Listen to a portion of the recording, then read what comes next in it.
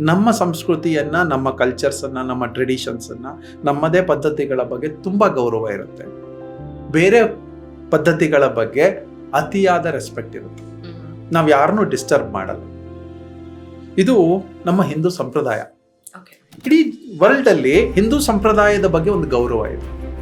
ಯಾಕೆಂದರೆ ಇಲ್ಲಿ ಇರುವಷ್ಟು ದಾರ್ಶನಿಕರು, ಸಂತರು, ಮಹನೀಯರು, ಫಿಲಾಸಫರ್ಸು ಪ್ರಪಂಚದ ಯಾವುದೇ ಮೂಲೆಯಲ್ಲಿ, ಒಂದು ಅರಿಸ್ಟಾಟಲ್ ಬಗ್ಗೆ ಹೇಳ್ತೀವಿ, ಒಂದು ಗೆಲಿಲಿಯೋ ಬಗ್ಗೆ ಹೇಳ್ತೀವಿ, ಒಂದು ಸೈಂಟಿಸ್ಟ್ ಬಗ್ಗೆ ಹೇಳ್ತೀವಿ.